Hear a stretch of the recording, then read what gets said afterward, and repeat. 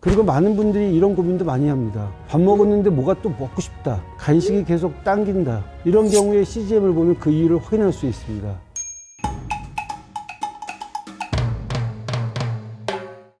예, 매번 손가락 찌르는 거 힘드신 분들 정말 많죠. 하루에도 몇 번씩 준비하고 그때마다 피를 내야 하니까 부담이 될 수밖에 없지 않습니까? 그래서 요즘은 혈당을 재는 방식도 좀 달라지고 있는데요. 건강관리에 관심이 많으신 분들이라면 아마 방송이나 SNS에서 이렇게 유명한 셀럽분들이 하고 있는 모습들 한 번쯤 보셨을 거예요. 몸에 이렇게 작은 센서를 하나 붙여두고 하루 종일 혈당 변화를 계속 확인하는 방식이죠. 이게 바로 연속 혈당 측정기, 줄여서 CGM이라고 합니다. 연속 혈당 측정기, 도대체 몸에 어떻게 붙이고 뭘 측정하는 건가요? 먼저 하나만 짚고 가자면 연속 혈당 측정기는 피를 직접 재는 장치는 아니고요. CGM은 혈관 속의 혈액이 아니라 피부 아래에 있는 간질액의 포도당 농도를 측정하는 거거든요.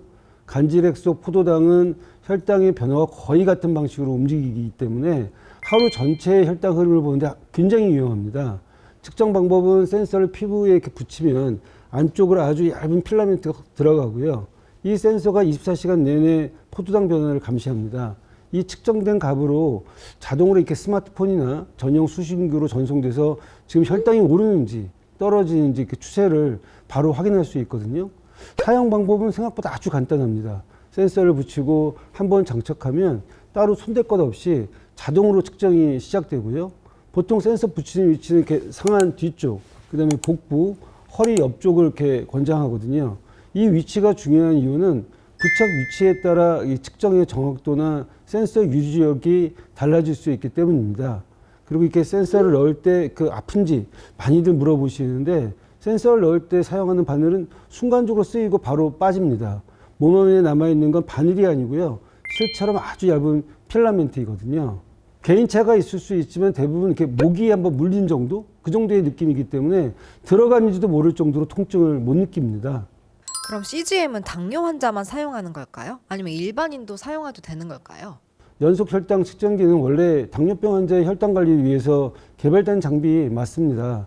근데 최근에는 일반인들 사이에서도 관심을 가지는 경우가 점점 늘고 있거든요. 이유는 간단합니다. CGM은 단순히 지금 혈당이 얼마다 이 숫자만 보여주는 기계가 아니기 때문입니다.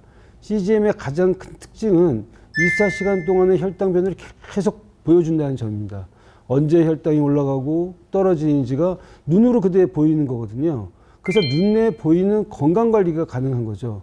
혈당 숫자를 계속 보다 보면 사람들이 자연스럽게 행동을 바꾸게 됩니다. 내가 뭘 먹을 때 혈당이 튀는지, 운동하면 얼마나 안정되는지 직접 확인할 수 있게 되니까요. 실제 국내 해외 여러 연구에서도 CGM을 사용한 뒤 혈당 관리를 꾸준하게 하게 되면서 당화 해소가 감소되었다는 결과도 복원된 바 있습니다. 그리고 많은 분들이 이런 고민도 많이 합니다. 왜 이렇게 자주 배가 고플까? 밥 먹었는데 뭐가 또 먹고 싶다. 간식이 계속 당긴다 하는 건데요.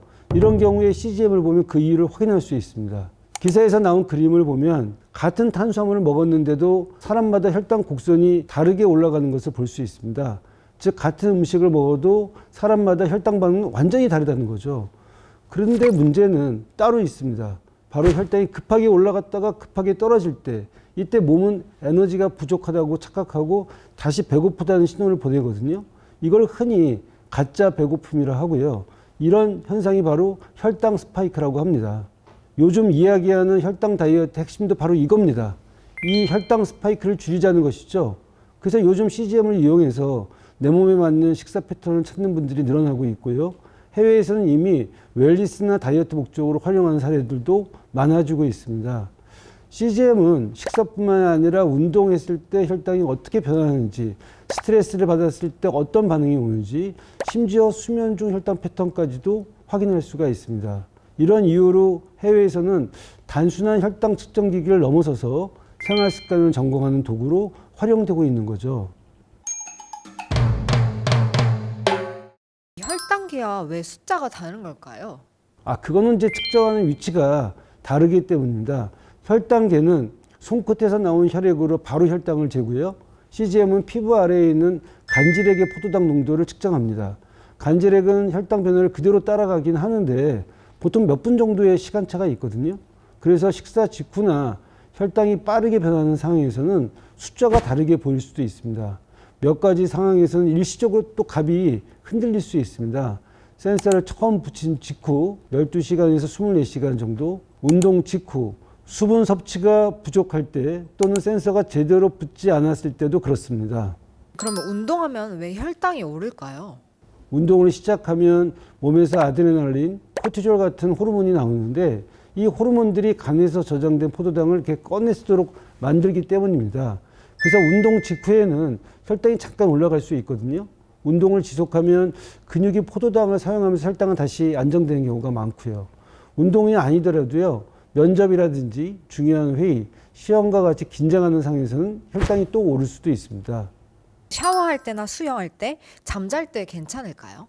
예, 요즘 나온 CGM 센서들은 생활 방수 기능이 있어서 샤워나 땀, 비 정도는 문제없이 사용 가능합니다. 수영이 가능한지는 IP 등급을 보시면 아는데요. 이 숫자가 높을수록 방수, 방진 성능이 좋다고 생각하시면 되거든요.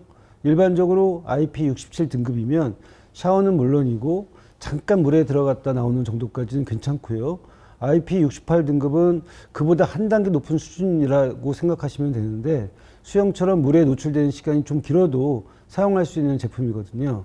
다만 이제 이거는 제품마다 허용 시간이나 수심 조건이 다를 수 있거든요. 그래서 CGM을 선택할 때는 IP 등급을 꼭 확인해 보시는 게 좋습니다.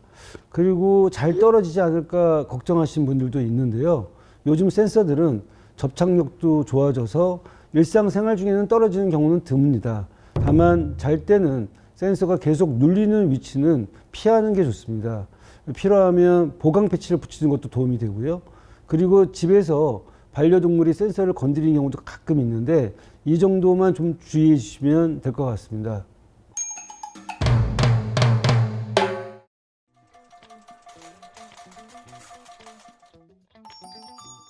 CGM은 어떤 음식이 나에게 맞는지, 어떤 운동이 도움이 되는지, 또 스트레스나 수면이 내 몸에 어떤 영향을 주는지 보여줍니다.